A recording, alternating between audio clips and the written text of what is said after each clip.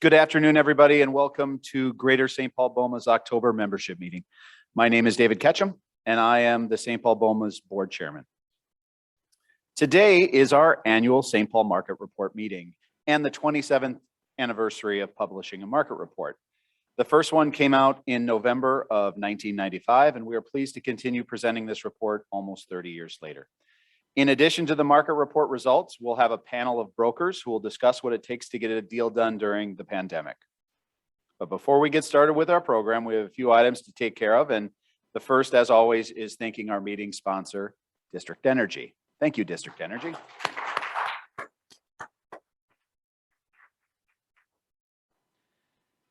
I also want to welcome our newest members, Maple Crest Landscape. Do we have a representative from Maple Crest? Probably online. Thank you, Maple Crest. Paul Davis Restoration. Well, I know we have a representative from Dura Roof because she had lunch with me right there, Isabel. Last month, BOMA hosted the 2021 Expo right here at the Doubletree. I was in attendance. I got a chance to speak with a lot of the vendors, and I was really impressed with the turnout considering everything that we're all dealing with right now.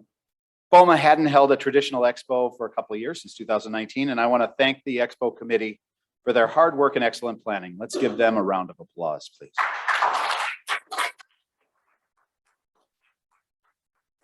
The BOMA board and the association appreciate all their efforts. I also want to thank Denise Jenkins for her organizational and leadership skills that made the event such a success. Thanks, Denise.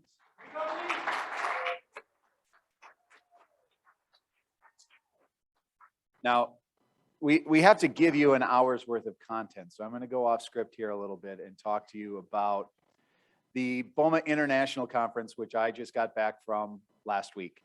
And I will tell you a few things. There weren't a lot of people in Boston. Typically, a BOMA International gets about 5,000 attendees. This year, if they had 1,500, I think they were very lucky. But so you go and you walk into the keynote address, which was, and it's all, BOMA does a spectacular job. I highly recommend if you ever have a chance to go to the International, do it. It's well worth it. There's some really interesting speakers. You meet really interesting people from around the country. Bring your liver, because you're going to need it, because there's a lot of drinking going on. But for the most part, it's all very educational, and there's tons of good networking. There was a lot of discussion on pandemic issues.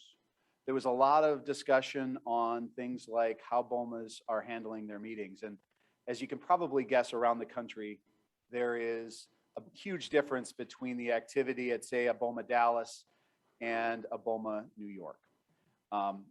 There are places like Texas that are wide open and doing great business, and their BOMAs are back to normal as if it were pre-pandemic. And then there are places that aren't. The biggest discussion point at a lot of those meetings was how people are conducting their monthly meetings, whether they're doing live meetings or Zoom meetings or a hybrid. And I just told Joe, the most interesting thing, one of the most interesting things I took away was hybrids is not the best model for anyone. Very few people were saying hybrids was successful. Now, we've been successful with it, but people have either gone live or they've gone Zoom, and that's pretty much going to be the playbook moving forward, at least for the next few months as we get through this. So I want to applaud Joe and Denise and the entire staff. I mean, other BOMAs, they struggle with technology. They struggle getting people to the meeting. You guys do it all. So congratulations, you guys.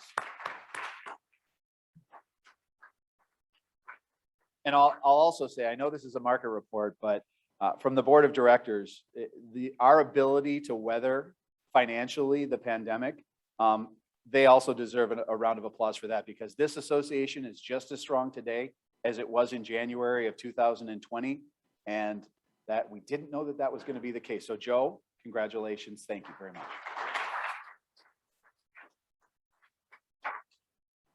I attended the Toby Awards on the last night of the convention, and funny story, the Canadians won all the awards. It's not funny. It's sad. It's funny because no one from Canada was at the award ceremony because they couldn't travel in. So every time they gave away an award, well, practically there are 18 awards. They won 7 or 8 of them. It seemed like Canada won all the awards, and a lot of people were really upset. But a lot of Americans were really upset. But there would be 2 representatives from Canada that would go up and take a picture with a dummy award, and they just needed to take 1 picture. But each time they won an award, 8 times they went up and took the same picture with the same award. I hope that we can represent better next year as a country. I'm confident that we can, but man, those Canadians, they came with both barrels, and they had a good show. So Gene Krieger and Heidi Kemp-Schwartz joined me at the conference this year. Biggest BOMA St. Paul representation in a few. Usually it's Jerry and me, but we all had a good time. We took some pictures. You'll see some more on that in the upcoming newsletter. And that's all I'm going to say about that. Was that a stretching time, Joe? Thank you very much. Okay, so we're going to move on to the 2021 market report presentation. So at this time, Jerry and Tina, Jerry Hersman from Frauenschuh, Tina Hoy from NTH, who will be the presenters of the report, are going to come up. This is Jerry's 3rd year. So I think 3's the charm, Jerry. We'll get somebody else to do it next year. We rely on Jerry for a lot, but this is Tina's first. So welcome, Tina. Thank you both for being here today. You have the stage.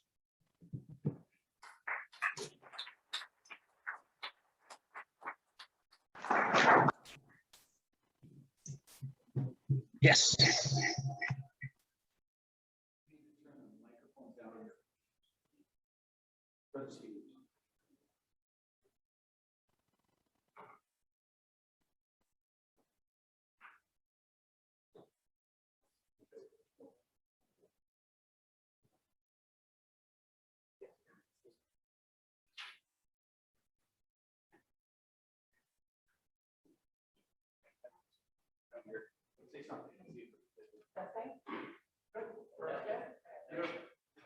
Yeah. Well, good afternoon, everyone. Pleasure to be here with Tina. Tina Hoy and I go way back. We'll leave it at that. Okay. Welcome all those that are watching online here today. Also, we have, I think, some positive news. You'd look back over the last year, and what could be positive? Well, St. Paul is returning to life. We have the Xcel Energy Center, which came back with live concerts at the end of August. I think it was Guns N' Roses for a couple nights. My son and I went to the Eagles concert a couple weekends ago, and there's 15,000 people there just having a great time. And Don Henley said, just take this as a 3-hour holiday, and we're gonna have some fun tonight. We all had fun tonight, so that was good. So with now the concerts are back. Tomorrow night is the first Wild hockey game of the season, the home game. They start off 2-0 to start the season. When was the last time a Minnesota team went 2-0 in anything? Excuse me. But then also the Ordway is coming back. They're going to do their holiday play. I think it's the Fiddler on the Roof coming up. So there's things happening in downtown St. Paul.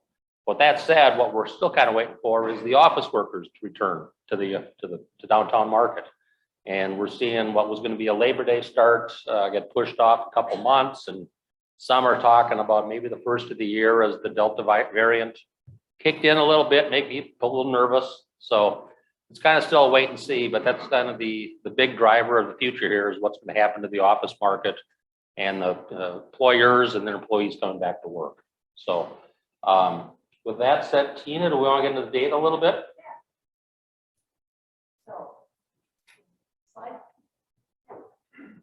So before jumping into the details, I want to remind everyone that this report represents data that is self-reported by BOMA members and reflects the status of the buildings August 15th of 2021.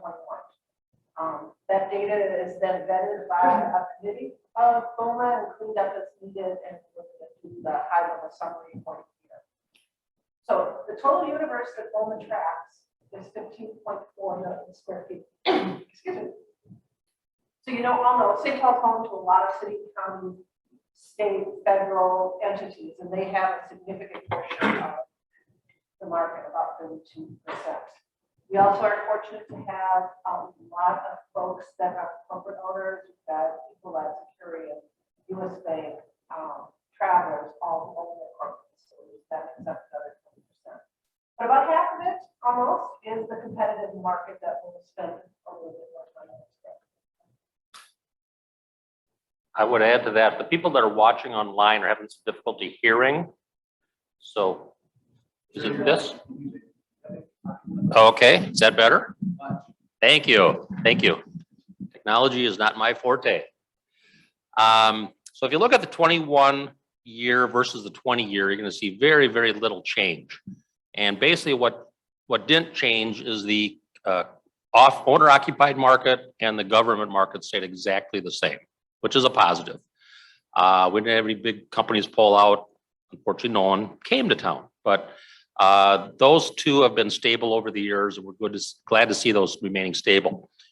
For the competitive office market, you'll see a slight decrease of about 23,000 square feet.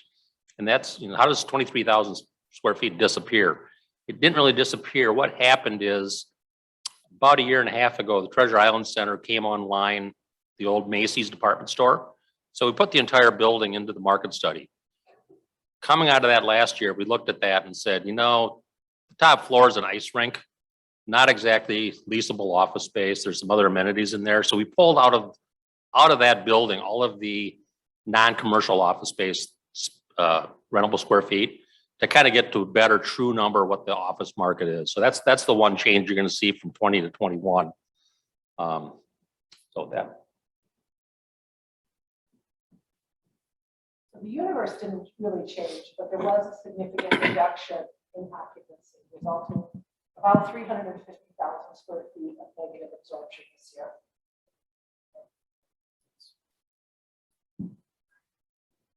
We're going to try this again and see if people hear me better. So what I was saying was that the universe didn't change, but we did have negative absorption, about 350,000 square feet.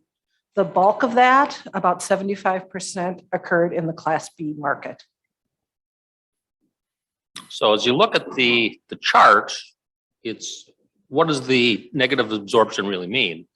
Obviously, it's kind of inverse. If the negative absorption is in place, you're leasing less square footage. So the actual space occupied goes down, which means the vacancy goes up. So if you look at the competitive vacancy market, because everything else is kind of the owner occupied and the government, we pull that out of this equation for comparison. You see that it went up from 18.6% to 23.1%. And that is really not a surprise to us. And if you look back over the last year and a half with COVID, it takes time for that COVID factor to kind of ripple through the market.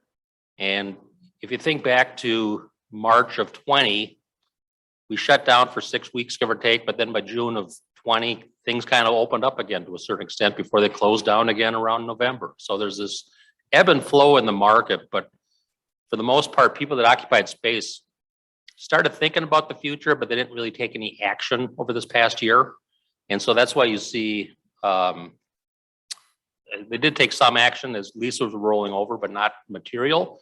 I think as we go forward, the biggest cloud we see on the horizon is the larger users in town that tend to have longer lease terms.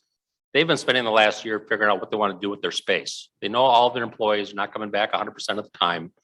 And they know that because of that, they can get by with less square footage. And I think a classic example is if you look at the Target headquarters in downtown Minneapolis, they announced 600,000, 900,000 square feet, 900,000 square feet.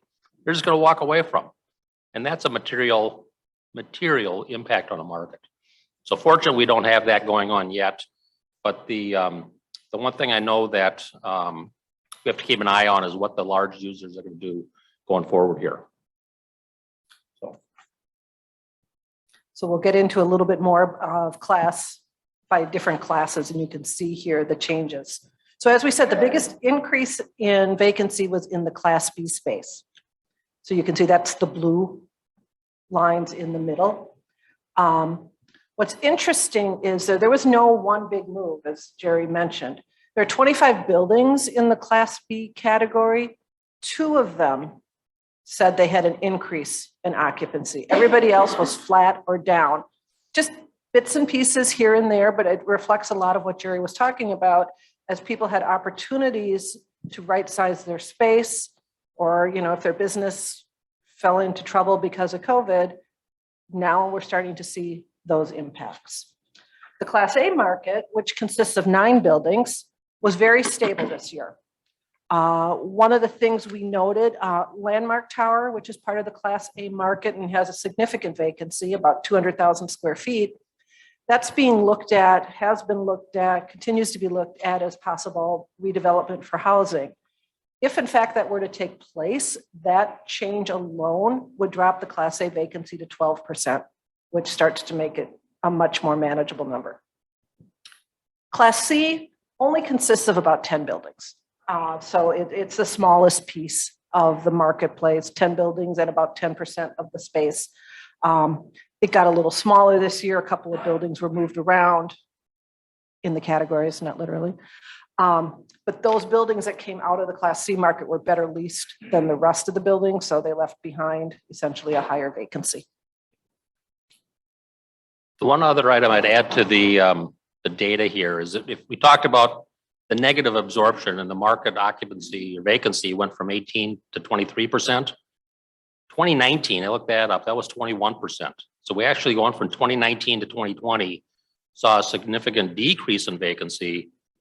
Then we headed into COVID for a year and a half so far. So we really didn't think that that number would continue to improve given the conditions we have in place and the lack of people downtown. So that's what we're trying to do is get to the future here is what is that future going to look like? But for a positive element, even though the vacancies have gone up, the rental rate, the base rental rates on the buildings they're achieving are actually going up. You see Class A has gone up slightly, as has Class B a little bit. A Class C, you're going to wonder why is the Class C net rent slightly better than the Class B net rent. That's a little bit of an anomaly in that the Class C market only has 10 buildings, I believe.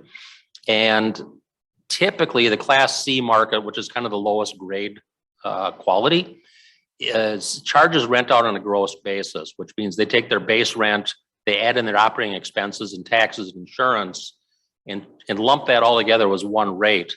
Then what we did for the purposes of comparison here is try to back out what we think and what we know the operating cost portion of that is to get to a net number of the rent.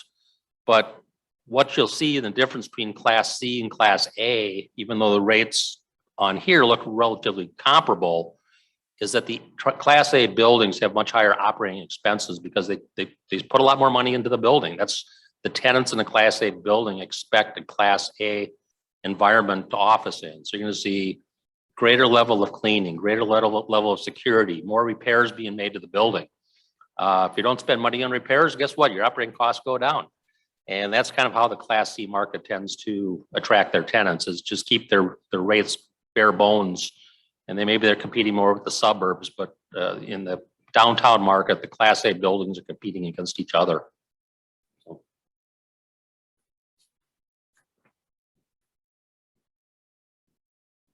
So switching gears just a little bit, and a little bit of good news here. This is the tracking of the downtown residential population, which has grown over the last several years. What this actually works out to is a compound rate of about 7%. It doesn't look like that because the horizontal axis isn't even, but that's how it works out. The good news about that isn't just that there's more residents downtown, but more residents means more people on the street, more retail, more restaurants, more reason for people to feel safe coming downtown. And I know that is a hard thing to talk about right now, given what happened on West 7th. But, people on the street, people active downtown will do wonders for the environment, So with those positive elements, there's also, again, I mentioned some of the clouds that are on the horizon that we know are coming. And it's the larger users and the people that are based downtown that have continued to plan for the future or talk to their people. And they do intend to bring people back probably 3 days a week after the first of the year to a much greater extent. But we know that there's going to be space coming back to the market. And with that, it's an opportunity for landlords and building owners and managers to work with these tenants and figure out how can they best be helpful? How can they be flexible? How can they really work with those tenants to make the space as viable and creative for them, for those tenants, to really lure them back in and get their employees excited about coming back downtown? Because it's really that core of the employee base that we need downtown that really kind of powers the downtown economy.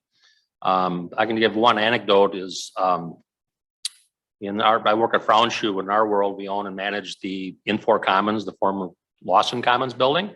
And we have a large user there that has recently, as within the last month, exercised a contraction option, and they're going to be downsizing by 40,000 square feet come September of 2022. Is it a surprise? No, that space has been 100% vacant. So we knew they were going to exercise it going back 6 to 12 months, but they were just waiting for that lease option to kick in. So we know that, again, that's 40,000 feet Class A space coming back to the market. It won't even be in next year's report because that'll be effective as of August 15th, 2022. But come September 1st of 2022, we know that that bullet is coming our way. So we have to plan for that. And I think the other thing that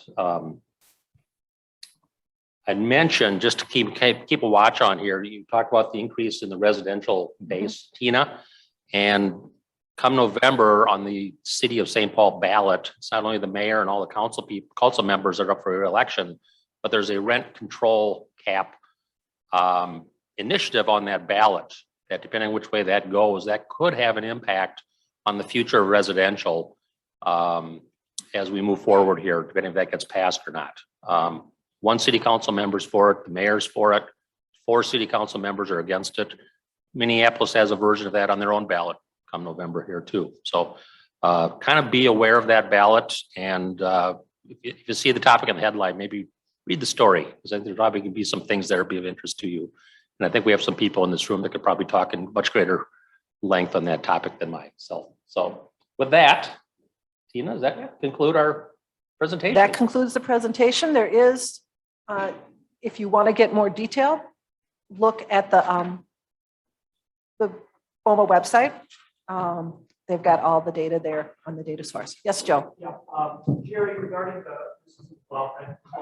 regarding this, I think it's also important to mention that the BOMA board did officially announce the opposed that proposed ordinance. So I think it's good to know. Okay, so for those online that couldn't hear that question or the comment from Joe Sparks, the BOMA, Greater St. Paul BOMA board officially has weighed in on the rent ballot, rent initiative ballot control, and opposing the ballot being passed.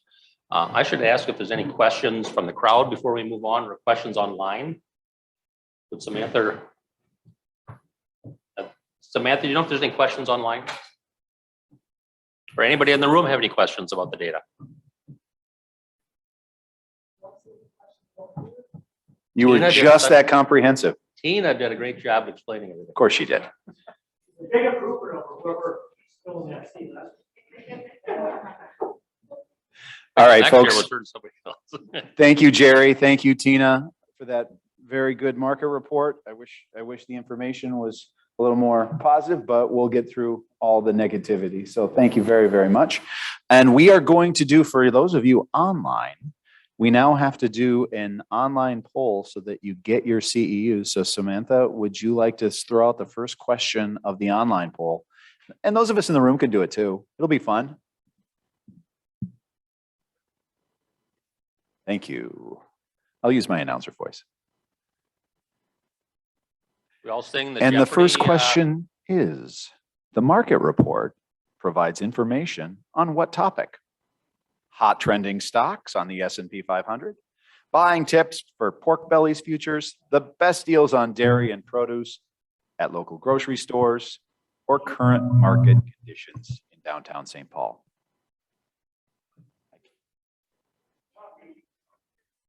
just know they have to ask these questions. David, do we need the final Jeopardy answer? No, I music? think we all, I think, is the poll closed? I don't want. I don't think am I supposed to do it here too? Here.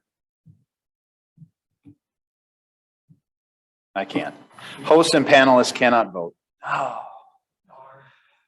While we're waiting, how about a Color. great weekend for the Vikings winning in overtime, the Wild winning 2 games. Gopher hockey beat St. Cloud, unless you're a St. Cloud Husky fan. Gopher football, St. Thomas football, D1. They're cleaning up in D1, David. Thank you. I take full credit. Thank you. Okay, so that poll is closed. Hopefully you all got that right. If you didn't, you probably shouldn't be here. Okay, 100% got it right. Hey, Congratulations. Are we going to do the second poll question after the panel? Is that how we're doing things, Samantha? Okay, so thank you, Jerry. Thank you, Tina. I think give them a round of applause.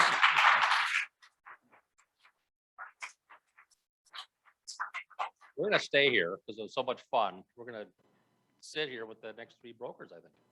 Wow, this is exciting. This is not on my script, so I'll leave it as is. I think we are. But I will like to invite up Corey DeJong from Wellington Management, a BOMA St. Paul board member. She will moderate our panel today, so welcome, Corey.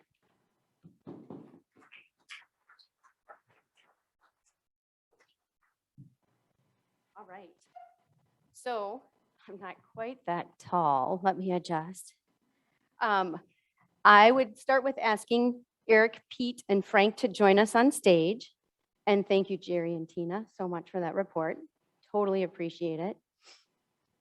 These are our experts in the field. And while they're getting seated, I'm going to just put a different hat on for a minute. I am co-chair of the Education Committee. And any of you have any thoughts on topics and what you'd like to see in the next year, we would love to hear it. So please send that information either through Denise or to myself and Heidi, one of the two. Sean is here, Mike is here. If I'm missing anyone, I'm sorry, but that's the majority of our committee anyway. We really like your suggestions, so let us know that.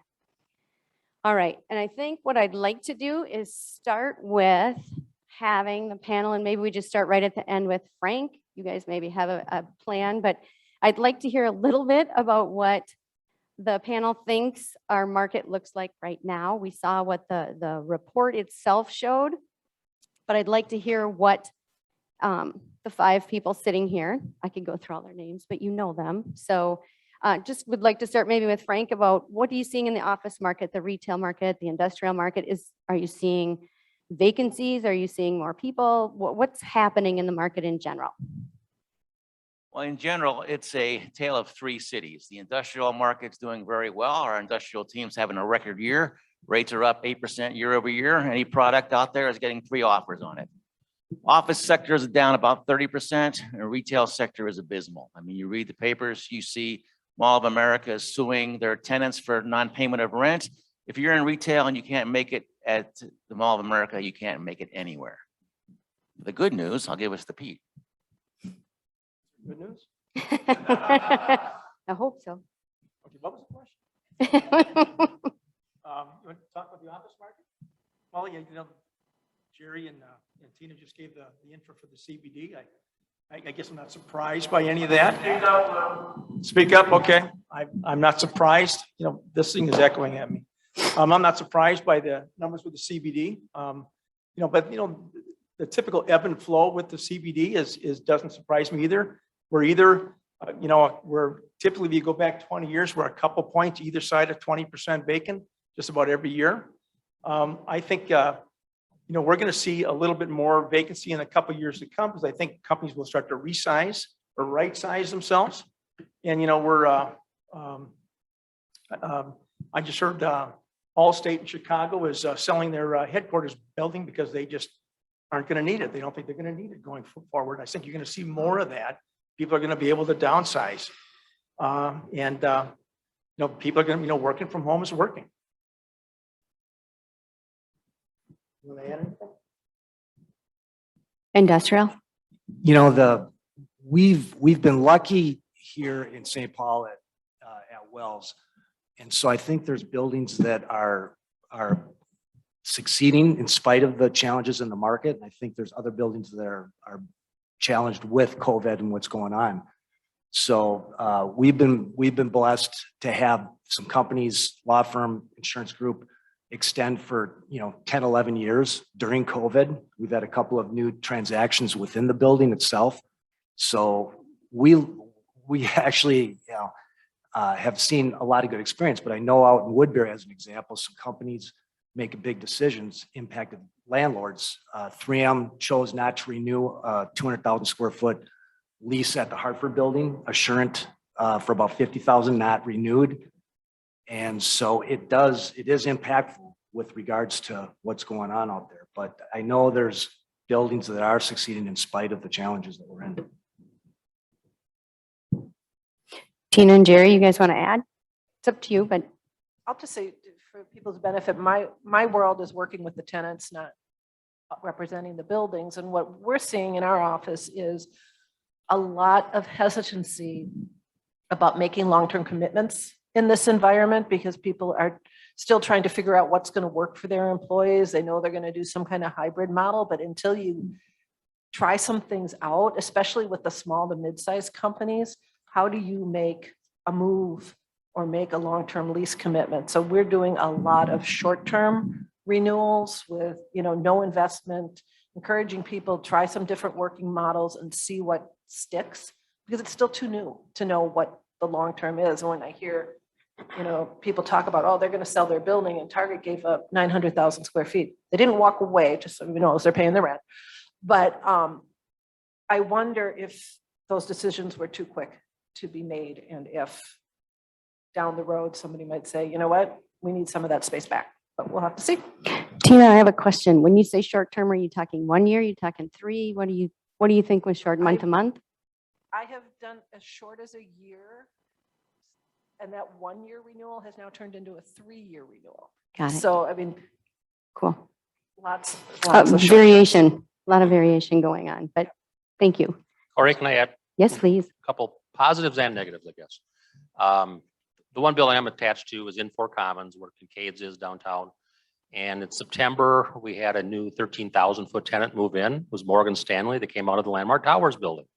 And they're loving their space. They're pretty much fully occupied, though they're not there 100% of the time, the people. But Morgan Stanley came in on their new 10-year term. On the top of that, last week, we signed another lease for a 10,000 foot Class A tenant that'll occupy around March 1st. I don't think it's been announced yet. I want to be the first one to say who that is. But we have another 10,000 foot tenant. So we do see people kicking the tires, wanting space. We had, over the last year and a half of COVID, another tenant had 7 years to go on their lease and expanded by 9,000 feet and added 5 years to their lease term. We had another tenant that was 40,000 square feet that renewed for 6.5 years, and they're in the process of renovating their space. And that's a good tenant. That's BWBR. It's an architectural firm, and they've been in the building for over 10 years, but they also are celebrating, next year's the party, but 100th anniversary of their existence. So it's good to work with these tenants to keep them in. We talked a little bit earlier about being flexible and being helpful to these tenants, and it works. If they're willing to commit if you give them the right space under the right terms. But I think there is positive news out there what tenants are doing. The other thing I'd add is we're talking a lot about COVID and the impact. That's only one piece of the puzzle. And I think the other piece that we have to be transparent about is the safety and welfare of the employees. And, if you looked at the Minneapolis paper today, there's a headline that says anxiety grips St. Paul after mass shootings. That's making the headlines. And COVID is talked about all the time, but it's headlines like this that scare the heck out of people. And you see the CEOs of Securian and Ecolab writing letters to the mayor and to the city council and the chief of police saying, you got to do something because it's affecting the downtown core. And I think that's one of the big issues with COVID that we have maybe has a bigger long-term effect on the return to viability and vitality in the downtown market. Thanks. So one thing, Jerry, that you just said actually leads into my question previous to the mass issues. In 2019 versus today, what we're seeing as far as leases, and when you're getting to the clients to renew or expand or extend their leases, are they looking for specific things? I mean, it's got to be a different request from what it was in 2019. For example, are you seeing things like they want updated HVAC, or they want to know the cleaning specs, or they want to have spacing for social distancing, things like that? Are you guys seeing specific requests that seem to be COVID related that the tenants and prospects are looking for? You know, I think everybody's kind of asking about the cleaning stuff. You know, I think, and I was really kind of impressed with the landlords that I'm working with.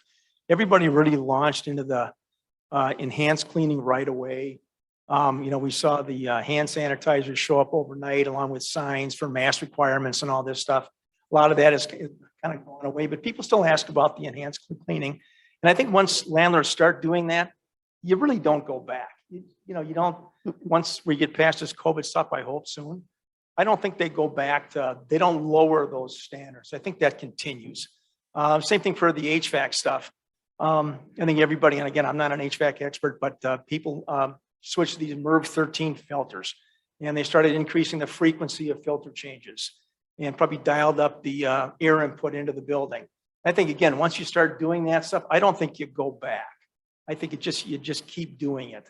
You just don't lower a standard. You know, that becomes a standard. I don't think you lower it.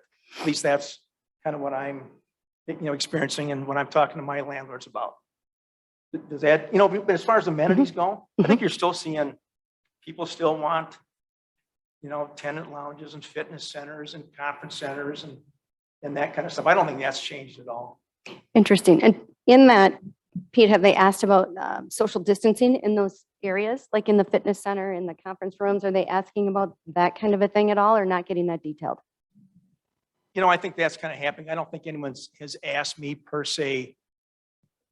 Yeah, I haven't had that much. I mean, you just see like in a tenant lounge or something, they've removed some tables and some chairs. You go into the conference rooms and half the stuff is removed.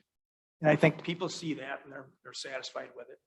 Great. And, more often than not in these conference centers and training centers, we're going to set it up however the tenant wants it set up. And if the tenant wants it set up in such a manner that they're kind of accommodate social distancing, that's what we'll do. Perfect. I'd add to that. I had a client in town last week from Chicago, and we were talking, and actually he's from Texas, went to school at the University of Texas in Austin. And I said, does it feel like there's two different countries out there right now? There's, the Los Angeles, Chicago, New York, which is heavily emphasis on masks and vaccine mandates and things like that. And then you watch any college football game on a Saturday or pro game on a Sunday, and you got 50 to 70, 80,000 people there unmasked in the crowd, and they're celebrating on the field after Texas A&M beats Alabama. And, there's no consideration. So I think it flows into our tenant prospects and our tenants also, that some tenants that are looking at space aren't asking any questions about COVID. Others are communicating to us that they have a vaccine mandate to come into their space. And so we know that within our own company and through our vendors, we have employees that are not fully vaccinated or vaccinated at all. They don't intend to.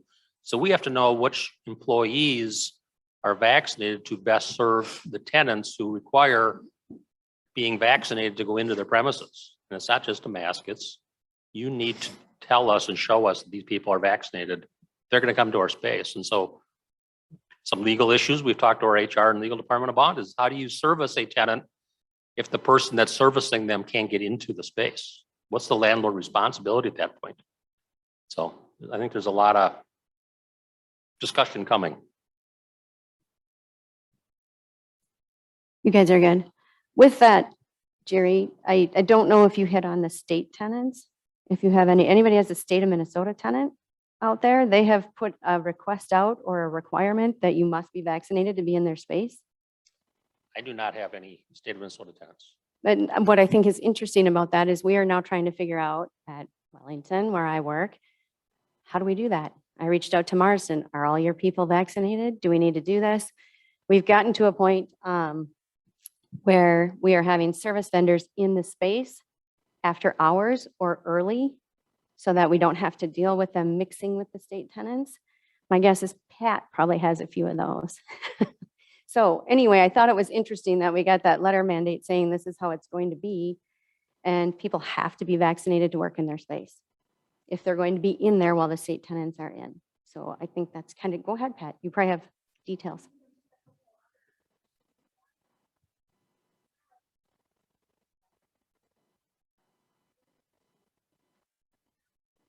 Really? Uh-huh.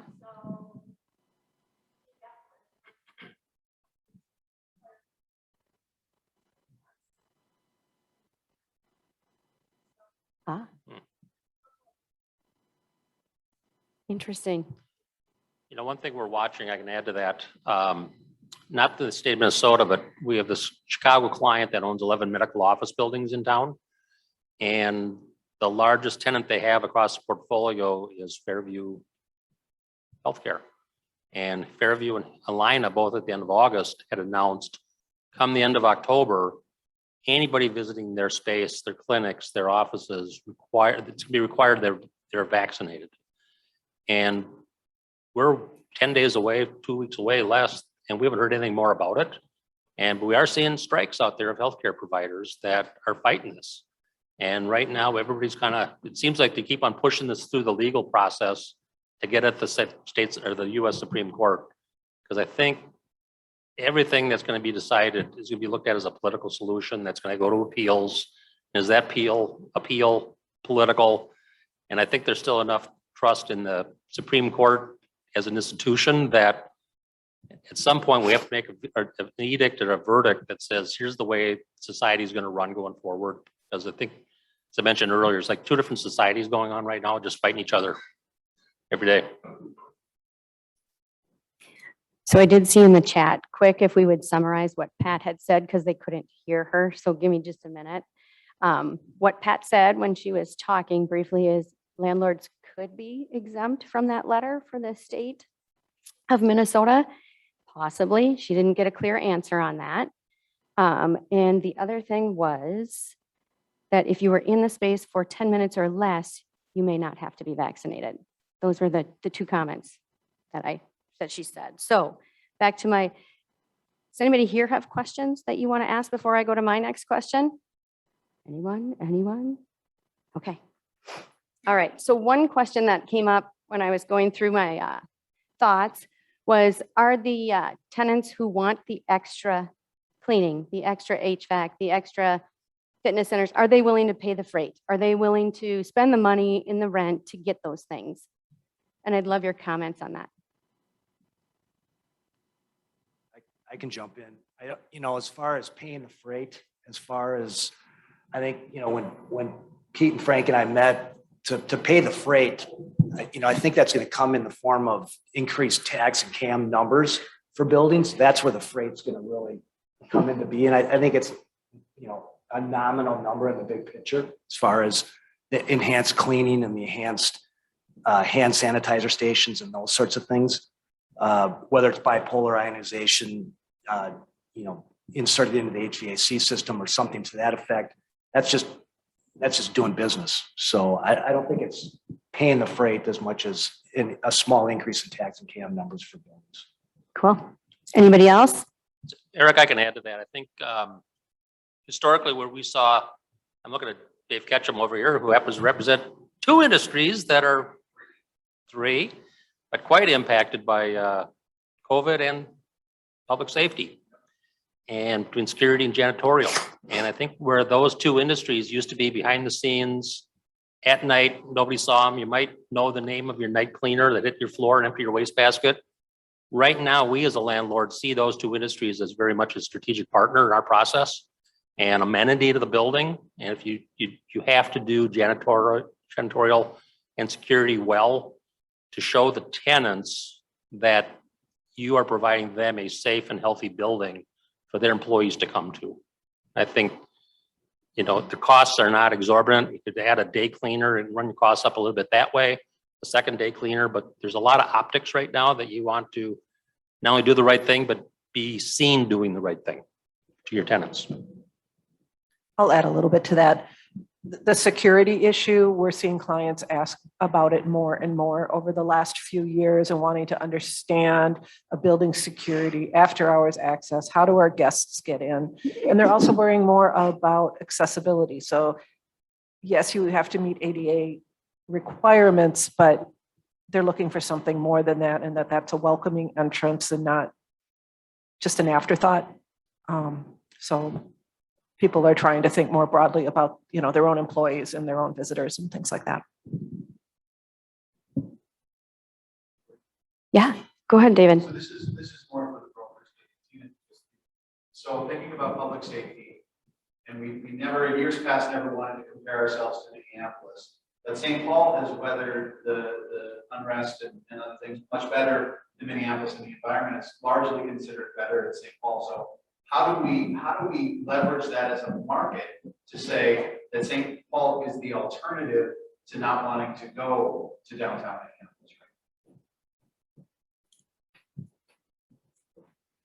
Good question.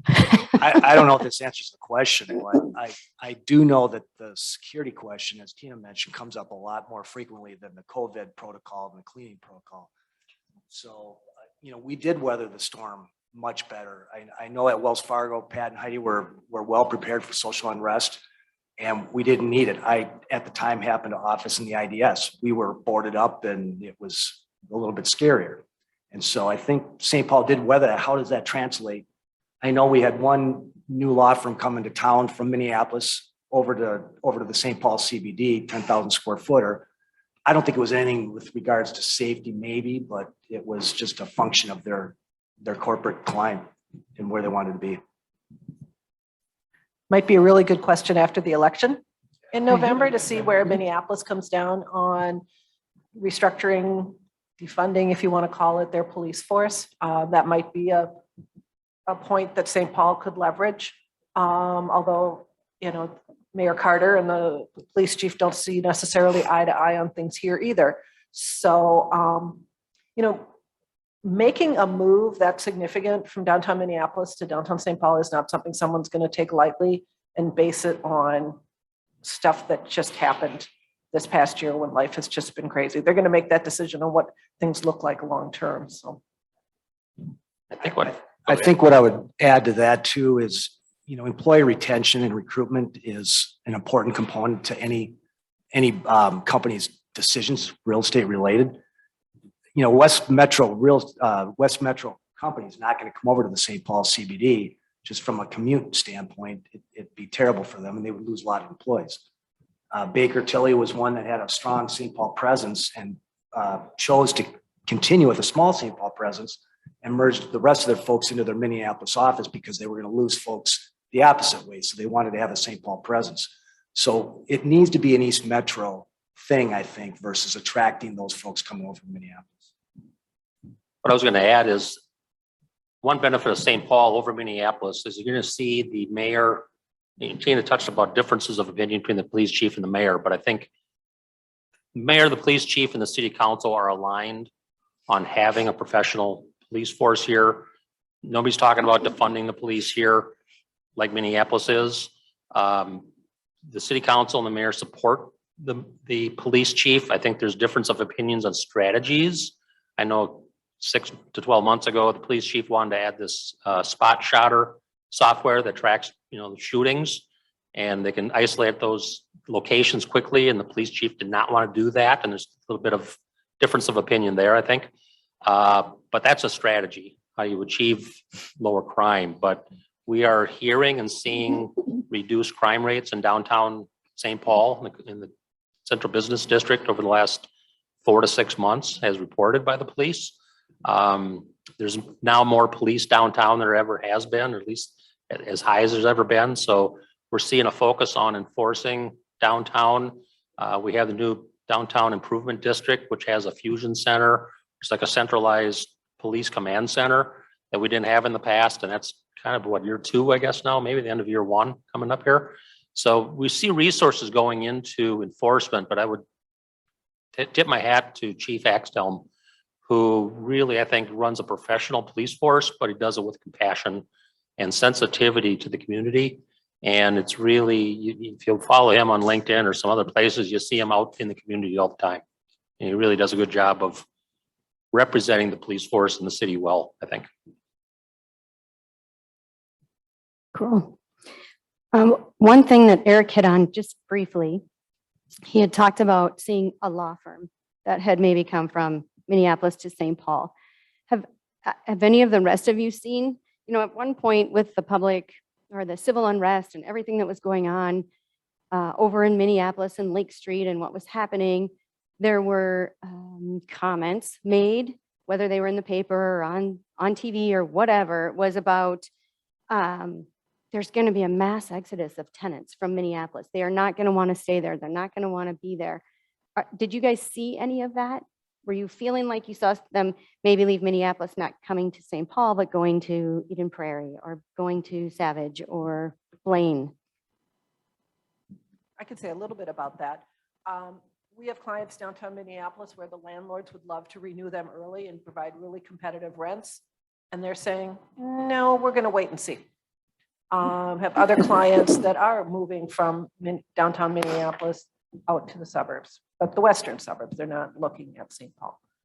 Again, to what Eric talked about, where are their employees? And they're taking that very seriously in their location decisions.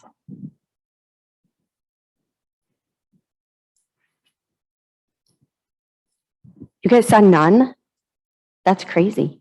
All right, cool. So we debunked all those rumors. All right. I have a couple more questions, but I'm going to defer to you guys to see if you have any questions that you want to ask in the audience before I continue. Denise? Oh. In the audience? Awesome. Dave's going to be our Vanna. So raise your hand if you have a question or would like to ask anything of the panel. Check. Now you got to ask questions. I came all the way up Right. here. Pat, I'm looking at you, Pat. Come on. No, you don't. I'm just Well, I walking was in your going to say, general- I have another one. One of the questions that was sent to me was, do you think the market will ever go back to normal? What is normal? But pre-COVID, do you feel like that's going to come back or will this market just forever be changed? Thoughts?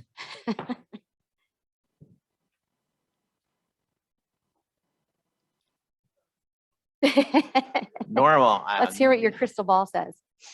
There's nobody, more bullish on St. Paul than Jerry Dreesen, my esteemed colleague who's in the audience. We do a lot of work in St. Paul. We love St. Paul, but friend to friend, St. Paul's a tough sell. You can't get here right now on 94 because it's shut off from the highway. You have to come in the back way. You have to know the back way.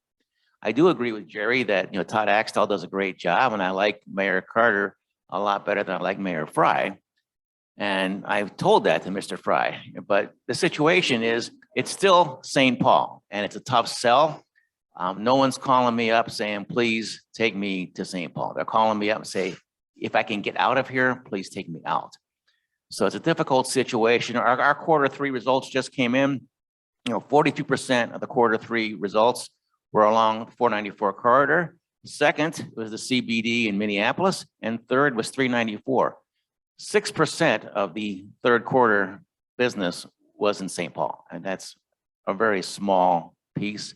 I don't see it getting back to normal here for a long time. What I hear is Jerry Dreesen's not doing his job. 6%? Wow, Jerry, I don't think that was what it was. I just understand you, Frank.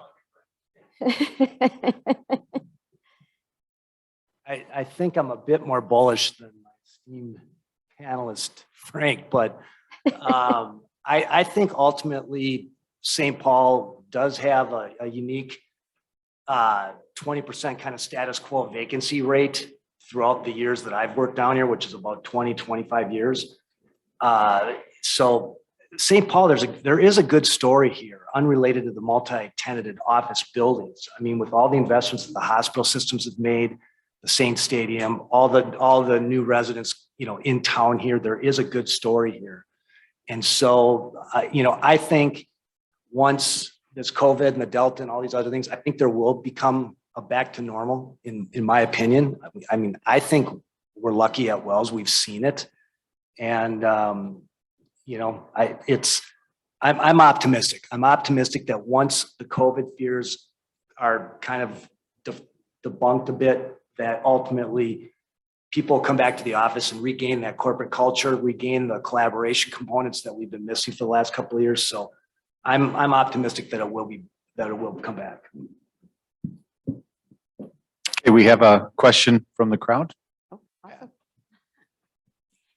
Kind of following along with what Erica just said, and no doubt the St. Paul market is going to be a tough sell in some respects. However, with the St. Paul Downtown Alliance and the 16 ambassadors that have been out on the streets this past year, and then you see the record of our crime rate going down 23%. It's the lowest it's been in 5 years. So it certainly was down from last year, but everybody kind of expects that anyway.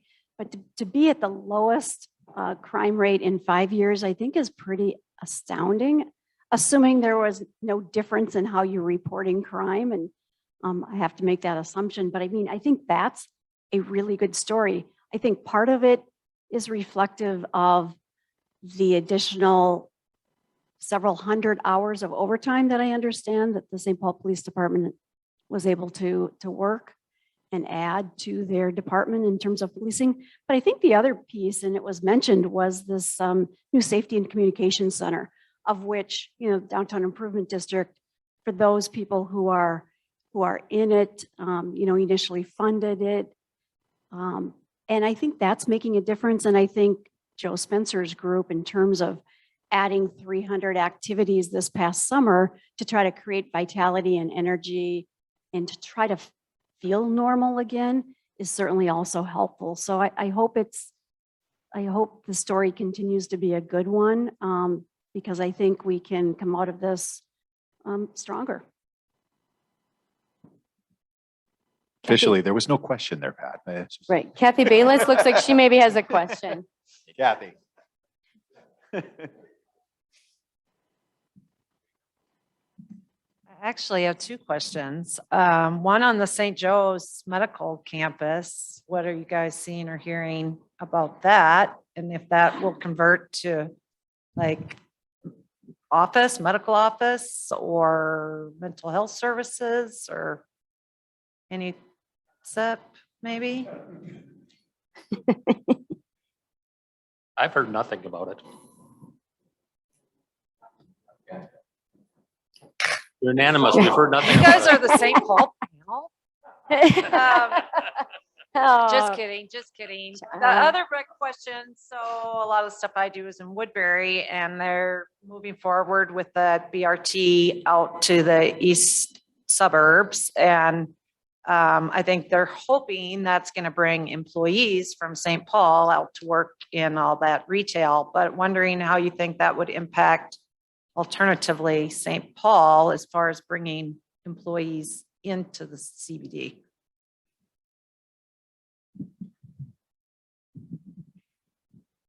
If you were asking that question pre-COVID, I'd say it's fabulous. And having reliable, regular, speedy transit is a great thing for a downtown. Both downtown St. Paul and downtown Minneapolis had a lot of employees that use transit. But it goes back to the safety thing. So we got to figure out how to make our transit safe again, or it feels safe. It may be very safe, but nobody feels safe. And so until people can feel safe on public transportation again, employers downtown, whether it's St. Paul or Minneapolis, are going to have a hard time bringing their employees back. But hopefully long-term, it'll be a great resource for downtown St. Paul to have that kind of additional transportation. So one thing I'd add, and I can't respond to your Woodbury question specifically, but there was talk about how do you recruit people to downtown St. Paul as employers? And what I've seen is that the core group of large employers like Securian and Collab and Travelers and others, they seem committed to the market. I mentioned Infor Commons, which was formerly Lawson Commons, and was built 20 years ago. Lawson was bought by Infor, which is an even larger firm. Infor is based in New York and Atlanta, both.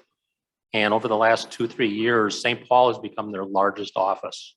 So it has grown to the point it's the most employees they have in one location is in St. Paul. So that's a testament, even though they're given back space, they had too much space to begin with as they've built over, restructured over time because it was originally built for Lawson. The other thing I'd add is trying to recruit other companies to come into St. Paul. I think an example of that, 2 years ago, we were sitting here talking about probably the largest project planned in St. Paul, which was River's Edge being put up by AECom. You don't hear anything about that anymore. And that's not a slam on them. I know it's a very, very difficult project to get pushed through. They need $20-30 million of state subsidy to build a 1,200 stall parking ramp.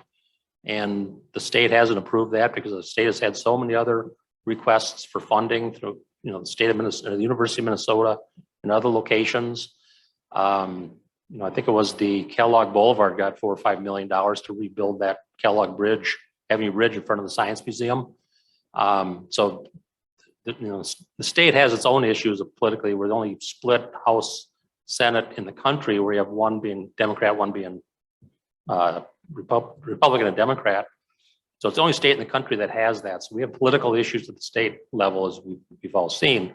But River's Edge has a very difficult project. They're still planning on going forward with that, but they probably do residential first. But they still need a parking ramp for the people to park the cars in.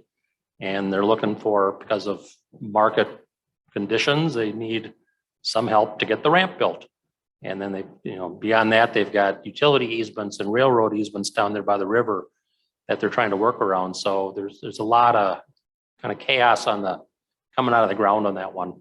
But, see whatever happens, but they really need to attract an outside group, not only from Minneapolis or the suburbs, but from St. Louis or Des Moines or some other market to move here as their new corporate headquarters to make that a viable project, I think. I'd like to just piggyback on Tina's Joe? response. Before you start, Samantha needs to do another question for the online people. It's okay. It's okay. She's going to do a quick online. You can go, I promise. She wanted to get that done. Okay, I don't know if I can do it in that voice. All right. Name one of the brokers on the panel today. Pete Dufour, Frank Sherwood, Eric King, or Daffy Duck? Go. Is that last one me or Tina?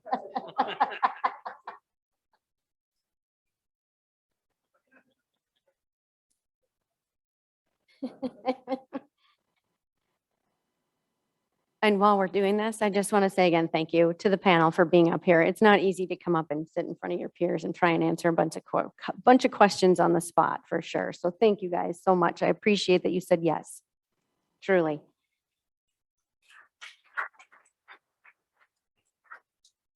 That mean we don't have to answer Joe's question? It's coming. He's really thinking about it now. Are you about ready? Okay, go ahead, Joe. Okay, all right. Actually, it's not a question, but it might turn that way. We'll see. But I just wanted to piggyback on Tina's response to the transit, the BRT, and just share with you a little new information that's going to be seeping out here. The line you were talking about running to Woodbury, the gold line, okay, will now have a partner line. Was called the Rush line. Now it's going to be the purple line. So we'll have the gold and purple line in St. Paul running into the Union Depot. So we get the Viking colors for the two lines. And so I totally agree with Tina's response. In the short term, they may not do a lot, just given the pandemic and concerns and all that. But, you always need to look at transit, as I think was mentioned. It's really a long-term investment. And most employers will tell you, it's something that we want. The large employers really want it. And so by having that investment in the St. Paul area and the East Metro, in the long term, it will pay benefits. You're just not going to see it over the next year or two. So you get no question there. So you're lucked out. All right, and I would just check with Samantha. Do we have any questions from online? I did not see anything, but I wanted to just confirm. And then if anybody else, I'm going to make Last call. Pat has one. Oh.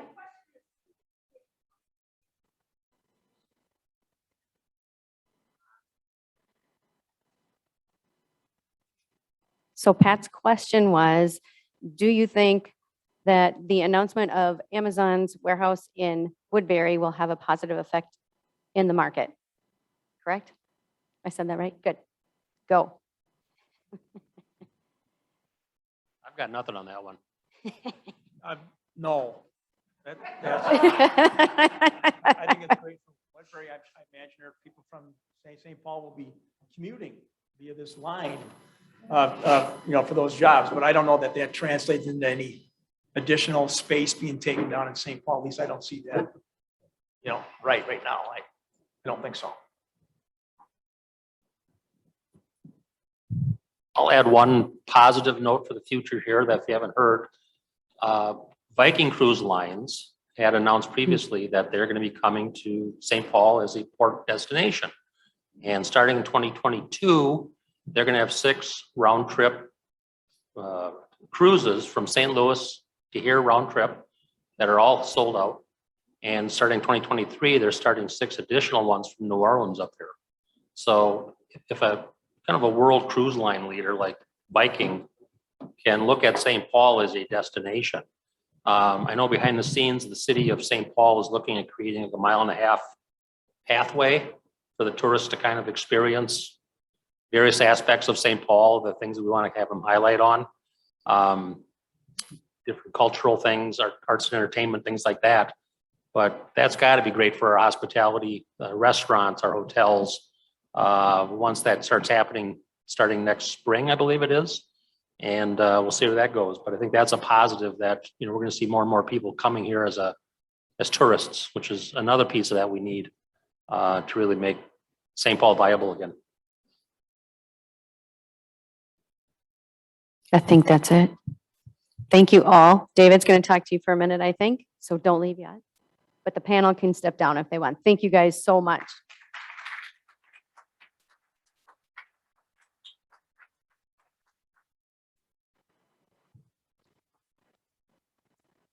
Thank you, Corey. And thank you, panel. I want to thank our panelists, Jerry Hersman, Tina Hoy, Frank Sherwood, Pete Dufour, and Eric King for joining us today. And of course, I want to thank Corey for hosting and for Pat for participating and Joe for your, Kathy, everybody who participated today, very much appreciated. Our next membership meeting will be a combined November and December meeting, roughly an hour and a half in duration. Stay tuned for more details on the topic and speaker. And with that, folks, go back to work. Thank you for coming, and we'll see you next time.